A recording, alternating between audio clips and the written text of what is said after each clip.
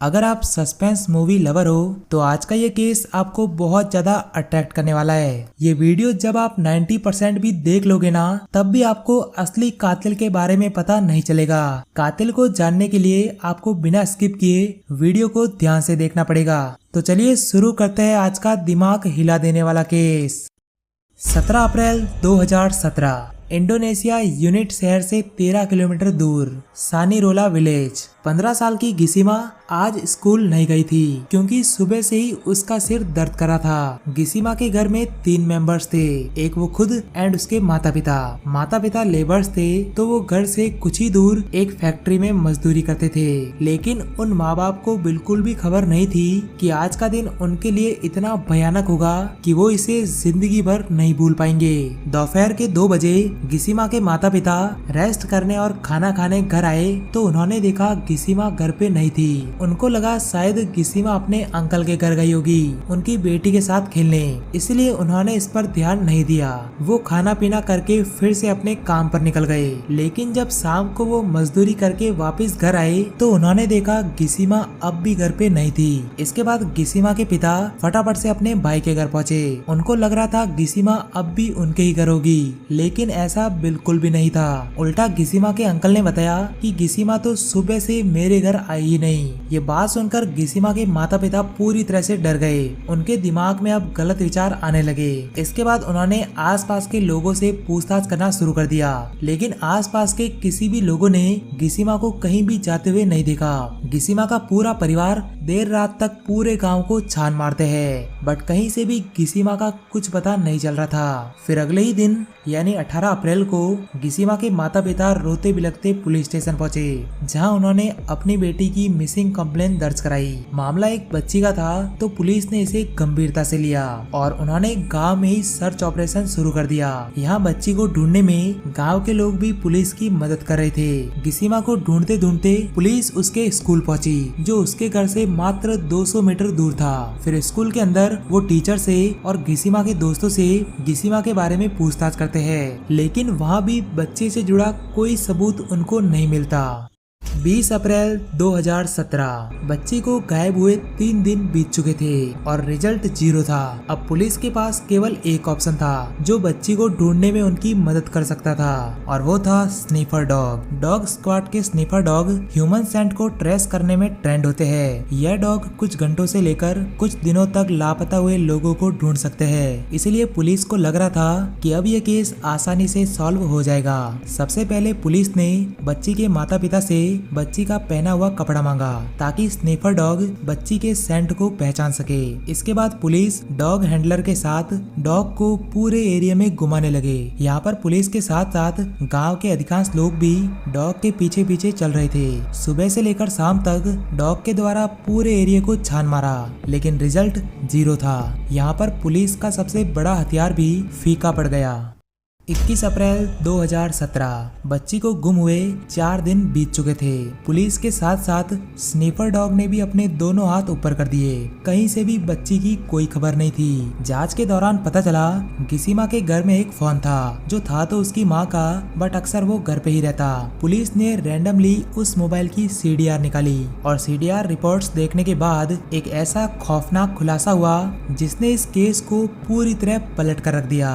गिसिमा के मोबाइल में एक नंबर बार बार रिपीट हो रहा था, यहाँ तक कि उस नंबर से घंटों घंटों बातें होती थी। कभी कभी तो रात के 2 बजे तक उस नंबर से बातें होती थी। अब गिसिमा की माँ और उसके पिता फोन पर इतना ध्यान नहीं देते थे, तो एक चीज तो साफ थी कि उस नंबर से और कोई नहीं बल्कि गिसिमा ही बातें करती थी। और तो और जिस दिन गिसिमा गायब हुई थी उस दिन भी सुबह के 9 बजे उस नंबर से बात हुई थी, जिस समय गिसिमा के पेरेंट्स घर पे नहीं थे। CDR देखकर एक चीज तो पक्की थी कि गिसिमा के गायब होने के पीछे उसी शख्स का हाथ है जिसके नंबर मल्टीपल टाइम रिपीट हो रहे थे। पुलिस ने जब उस नंबर की डिटेल निकाली तो पता चला वो नंबर BS विटिगो नाम के आदमी के थे, और वो आदमी और कोई नहीं गिसिमा के स्कूल का प्रिंसिपल था। जब यह बात गिसिमा के पेरेंट्स को पता चली कि उनकी बेटी स्कूल के प्रिंसिपल से घंटों घंटों बातें करती है तो वो पूरी तरह से शॉक रह गए। वो हैरान इसलिए भी हुए क्योंकि ना सिर्फ BS पेरेंट्स विटिगो बहुत अच्छे और नेक इंसान थे, बल्कि वो उन्हें अपना फैमिली मेंबर मानते थे। उन्होंने बताया कि जब भी हमें पैसों की जरूरत महसूस होती तो प्रिंसिपल सर आगे होकर हमारी मदद करते, लेकिन उन माँ बाप को ये नहीं पता था कि प्रिंसिपल के उनके साथ अच्छा व्यवहार बनाने के पीछे एक भयानक साजिश थी।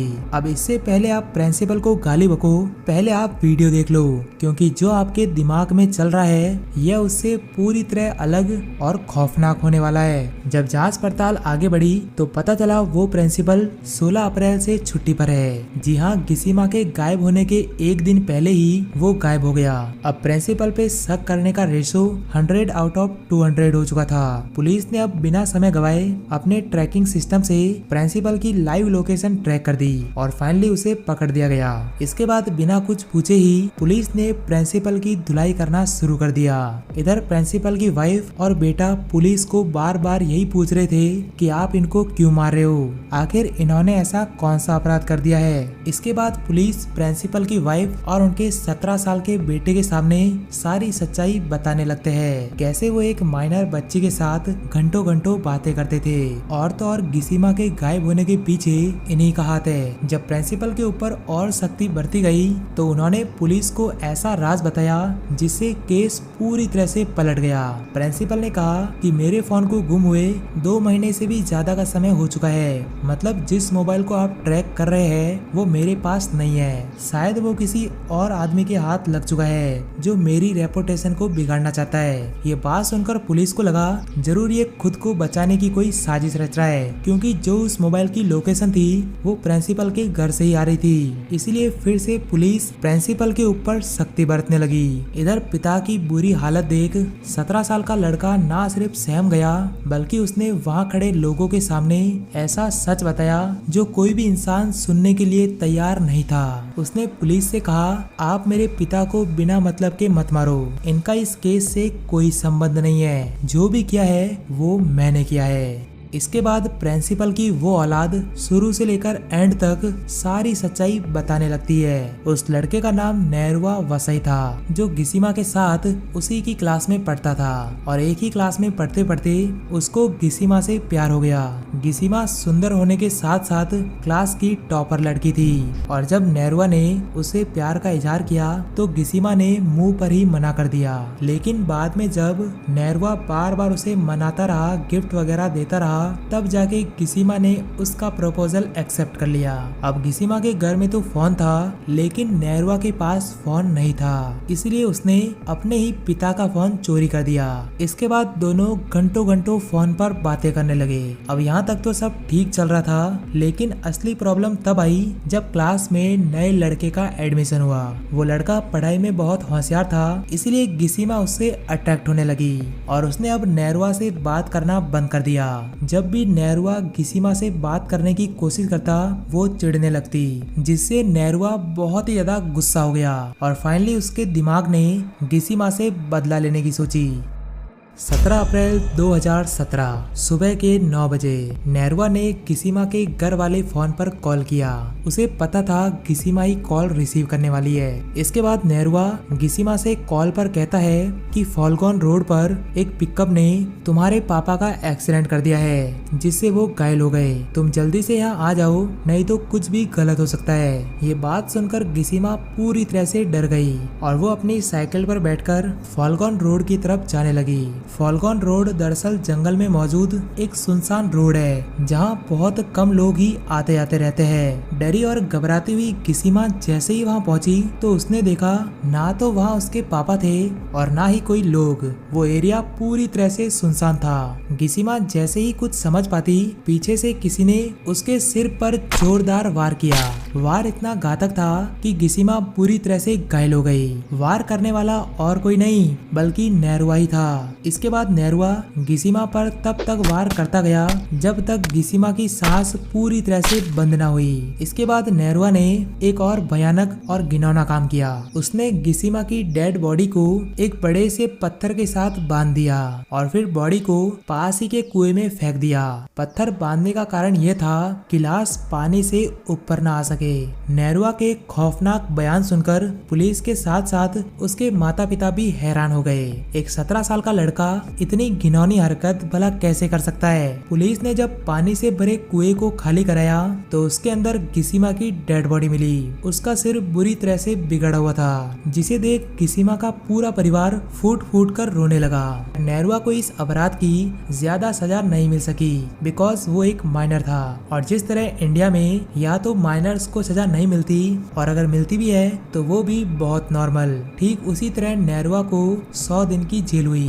गिसिमा की फैमिली ने जब कोर्ट में नैरुआ की सजा बढ़ाने की अपील की तो उसकी सजा 100 दिन से बढ़कर 2 साल कर दी गई। तो ये था आज का एक और खौफनाक केस। अगर आपको ऐसी ही ट्रू क्राइम डॉक्यूमेंट्री देखना पसंद है तो सब्सक्राइब का बटन जरूर दबाएं।